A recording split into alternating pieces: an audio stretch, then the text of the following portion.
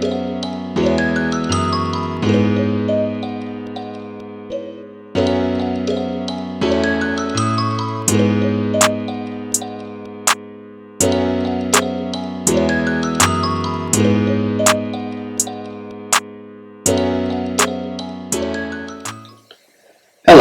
I'm Topher, the blue-collar gentleman, and I welcome you to my channel. Today I'd like to talk about something that's near and dear to me, male hair loss. I'm going to start off this discussion by stating flat out that losing my hair in my mid-20s was not a tragedy for me. From my teen years to my early 20s, I was in constant battle with my hair. It was limp and fine. There was almost nothing I could do with it. I wore it short and it would not stand up. If I put too much product in it, the weight would pull it down to my head. I was never happy with it, and when I noticed that I was getting thin on top, I went straight to my hairdresser. Shave it all off, I told him. I wanted to see how my bald head would look. Turned out, it wasn't too bad. Aside from a slight slope here, no major bumps, no major scars, it was then and there that I decided I was going to continue shaving my head. You see, no matter how it turned out my bald head looked, there were certain things I was not going to do. I wasn't going to wear a toupee. The only time I consider applying adhesive to my scalp is if I'm going to wear a yarmulke. I'm not going to put spirit gum or glue strips on my head to keep false hair there.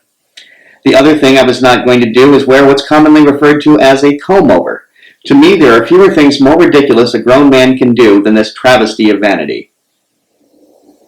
I used to work with a gentleman who not only pulled his side hair over his scalp in order to try and cover his baldness, he applied what I can only imagine was Brill cream to it in order to hold it in place. Unfortunately, his final faux pas was failing to regularly shampoo this mess, and the hair oil and dirt would congeal with the fixative on his head, creating this nauseating mess. Nice guy, but I'm not exaggerating when I say it was almost impossible to look him in the eye because you were drawn to the monstrosity on top of his head a few inches higher. Another horrific example of a comb-over I can recall involves a gentleman who worked in the industry that I just left, numismatics. I won't call this gentleman out by his name, but suffice to say that his comb-over is legendary among coin dealers. He takes the hair from the sides of his head, brings it together in back, pulls it forward in the center, and then brings the whole thing forward. This simultaneously creates a strange widow's peak and a reverse pompadour on both sides. I honestly have no idea how long it takes him to do this every morning. I must admit the very first time I met this gentleman, I almost laughed directly in his face. I'm serious. I had to run from the room to avoid ungentlemanly behavior. I was incapable of keeping my amusement to myself. Again, nice guy and very capable coin dealer, but the most polite adjective I can use to describe his hair is awkward. Now you might be asking yourself, what sort of gentleman spends several minutes ridiculing his fellow balding or bald men? The truth is, I'm not trying to insult these gentlemen, but I'm trying to illustrate my point so well that you'll be able to bring to mind some gentleman from your past whose vanity resulted in looking foolish.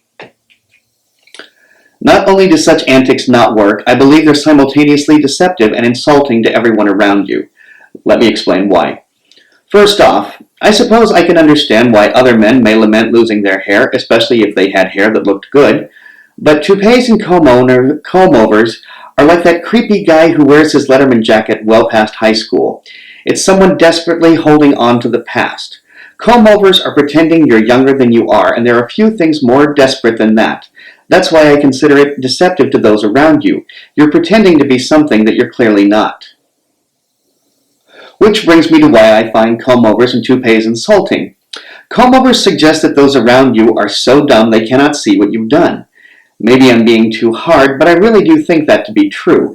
You ever look at a comb-over or a toupee on someone and say to yourself, does he really think he's fooling anyone with that? For gentlemen with the financial means, there's the option of taking donor follicles from the back of the head and placing them onto the scalp. The patient is essentially growing their own hair.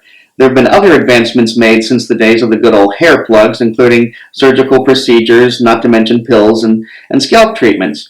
If right about now you're saying to yourself, so, this guy thinks the only people who should be able to fix their baldness are those with financial means to do so? And normally I would have a resounding no. I am, after all, the blue-collar gentleman. I live on a budget, as do most of my viewers and subscribers.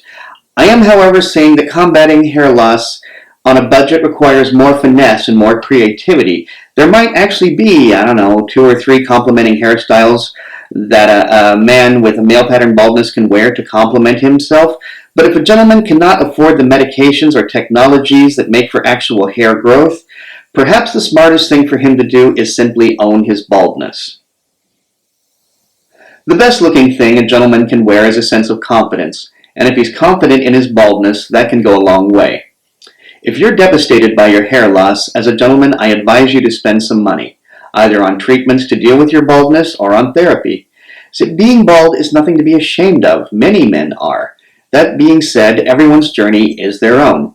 I feel, for one, that if a gentleman is going to fight the failing follicles, he must be willing and financially able to do so with some grace. But that's just my opinion. What do you think? Are toupees trendy? Are comb-overs cool? Am I holding on to old-fashioned values that need to go the way of the dinosaur? If so, let me know down below in the comments. I really appreciate you weighing in on these things because the purpose of this channel is to create a forum for gentlemen and others to weigh in on what they expect of the 21st century gentleman. Again, thanks for watching, and I appreciate you coming back. Topher.